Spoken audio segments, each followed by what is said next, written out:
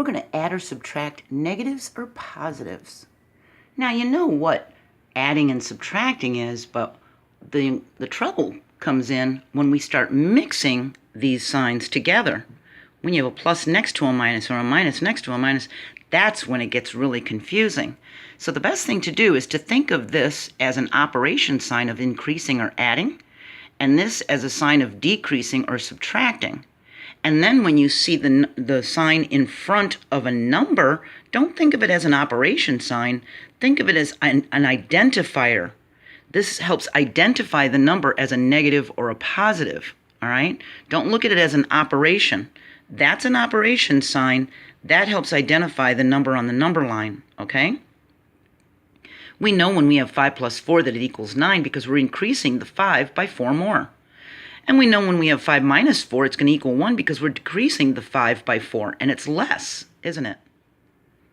Well, when we have these signs combined in an equation, the best thing to do is to remember these rules. When you're adding integers, if you have like signs, like this -5 and this -4, and we're adding, then it's going to be like the add-ins. These are both negative, so the answer, the sum, is going to be a negative.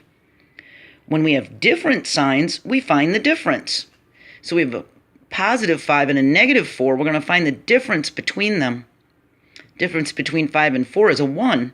Then we take the sign of the greatest absolute value, the one that's farthest from 0.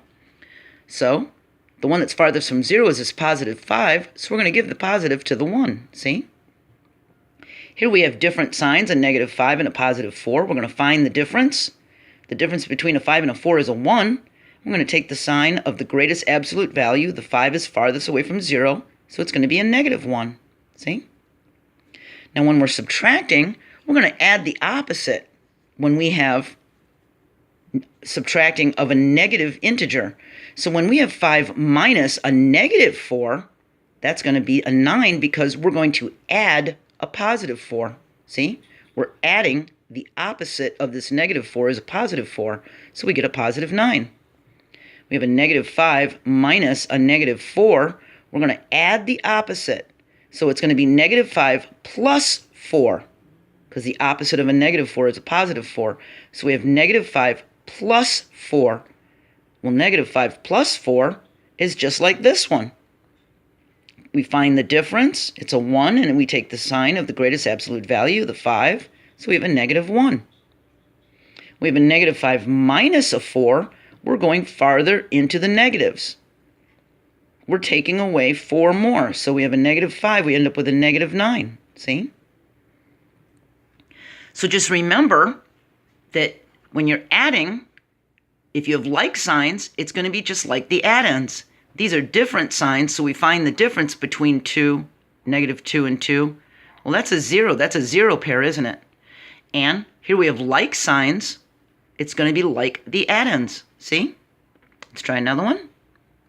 We have like signs, so it's like the add-ins. 3 plus 5 is 8. We know that. We have different signs. We find the difference between 3 and 5, which is a 2. And it takes the sign of the greater absolute value, the one farthest from 0, which is this -5. So it's a negative.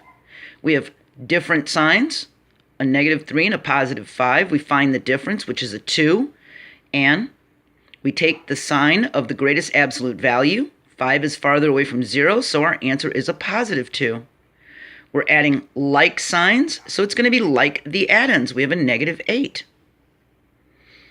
We have different signs. We find the difference. It's a 4. We take the sign of the greatest absolute value, so it's a positive. We have different signs. We find the difference. It's a 4. We take the sign of the greatest absolute value. The one farthest from 0 is -7, so it's a -4. We have like signs. It's like the add-ins. All right? I have a few more examples on my next board to show you. Now here's subtraction. So we're going to decrease. We have 2 and we're going to decrease it by 2. We're going to have a 0. When we have 2 minus a -2, when we subtract negatives, we add the opposite. So we're going to get a 4. When we have a -2 minus 2, that's going to give us a -4. When we have a -2 minus a -2, Now we're going to add the opposite and get a 0. See? 3 minus 5 gives us a -2. We went 2 past 0 into the negatives. When we have 3 minus a -5, we're going to add the opposite and get a +8. So we're going to add a +5 instead of taking away a -5. See how we add the opposite? If we have -3 minus 5, we're going farther past the 0, past the -3 to -8. If we have -3 minus a -5, we're going to add the opposite. So now we have -3 plus 5. Well, -3 plus 5, we find the difference, which is 2, and take the sign of the greater absolute value, which is the 5. It's a +2. 7 minus 3 is 4. That's easy. But 7 minus a -3, we're going to add the opposite. So we're going to add a +3 and get a 10. If we have a -7 and we're taking away 3, we're going to have a -10. If we have a -7 and we're taking away a -3, we're going to add the opposite and add a +3 to get a 4. All right? So I've got some more examples for you. We're going to look at this from all different kinds of ways. So I want you to look at a positive amount of money as money you earned, a negative amount of money as money we spent, and if you see a negative sign in front of the negative, so it's subtracting a negative, that means we returned the item. That means we took the item back that we spent money on, okay? So that was spending money. If we take away that, that means we return the item to the store, okay? So we earned $5, and then the next thing we did, we're adding together all the actions that we did. We earned $5, and then we spent $4. So we've got $1 left, right? So if we add a -4, we're at 1. Now, if we spent $5 and spent $4, we spent $9, see? If we spent $5 and earned $4, now we're just -$1 in our bank, see? Let's look at this for subtraction. If we earned $5 and returned a $4 item that we spent money on, well, then we'd have $4 more, wouldn't we? We'd have $9. So see how it added the opposite? If we spent $5 and returned a $4 item, we'd still be down $1. See? If we spent $5 and spent 4, we would have spent 9. See? You can put a dollar sign there. If we spent $5 and spent $4, we would have spent $9. Now, the other way you can look at this as water. Think of the water level in the ocean or a swimming pool is even better as the 0 line, okay? If the water level is a 0 line, if you're 5 feet below the water level, then you're -5. You're 5 feet below the water. And if we take away a 4-foot dive, that's going to bring us back up to 1 foot below water. See? If we're 5 feet below the water and we dive another 4 feet, we're 9 feet below the water. See? Here we're taking away the dive. Here we're adding another dive. See? So we're going deeper. All right? Now I've got another way we can look at it. So, if we have 5 plus a -4, we can say that these green gems are the positives and the red gems are the negatives. We have 5 positive ones and 4 negative ones, don't we? Well, this one cancels out this one cancels out this one. So all of these 4 cancel out these red 4, and all we're left with is 1 positive one. See that? Look at this one. We have 5 red chips, and we're going to add 4 red chips. So we have 9 red chips. See? So the red ones are negatives. All right? We have 5 red ones, and we're going to add 4 green ones. And these red ones and green ones cancel each other out, so the only thing that's left is 1 red one. A lot of people find this to be the most useful way to look at it.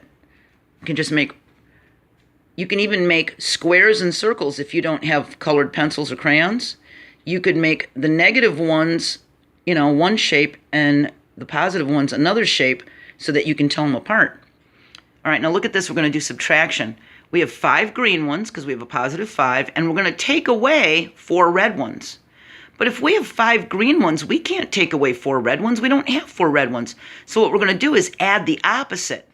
I'm going to take these away and put green ones in their place. See? Because when you subtract a negative, you add the opposite. So we're going to add 4 green ones. We get 9 green ones. We have 5 red ones, and we're going to take away 4 red ones. You can look at it as just taking away the 4 red ones so that we have 1 red one, or you can look at it as adding the opposite and putting green ones here, and these 4 green ones cancel out those 4 red ones, and we're still left with 1 red one. See? So either way you look at it, you can line them up. You can put 4 red ones here and take the 4 red ones away. All right? Now we have 5 red ones, and we're going to take away 4 green ones. But we don't have green ones, right? We don't have green ones to take away from these 5 red. So here's these 4 green. What we're going to do is we're going to add the opposite, and we're going to get a negative 9. See? It's like a negative 5 plus a negative 4 gives us a negative 9. See? We're going to do the opposite. So here's my last little analogy. You can look at it as digging holes and filling holes in with dirt, or cutting down hills. So if we had a negative 5 plus a 4, and the 0 line is the ground line, see that's the line the tree's on? If we dug a 5-foot hole, here's 5 feet deep into the ground, and we added 4 feet of dirt. So we took away 5 feet of dirt, but then we added 4 feet of dirt. Well, that's only going to get us to the 1-foot level, isn't it? Because we didn't replace all the dirt. So we're at negative 1. If we dig out 5 feet of dirt and then dig out another 4 feet of dirt, we'll have dug out 9 feet of dirt, right? So we're at negative 9. See that? Negative 5 plus negative 4 would be a negative 9. Now, if we had a positive 5, that means we had a 5-foot hill. And if we added a 4-foot hole, a 4-foot removal of dirt, that would get us to a positive 1, wouldn't it? It would get us right there. See? So you can look at it as the 0 level is the ground line, and you're digging holes and filling holes in with dirt. Or you can look at it as diving and going below the 0 water level. You can also use red or green chips or different shaped drawings to represent positive or negative. All right? You can look at it as spending or earning money and returning items back to the store. You can also remember the rules. If you're adding integers and they have like signs, then the sum is going to be like the addends. If they have different signs, you find the difference and take the greatest absolute value. If you're subtracting negative integers, you just add the opposite. All right? So hopefully, all those analogies and all that will help you figure out how to add or subtract negatives and positives. And I hope you're having a great day, and I'll see you next video. Bye.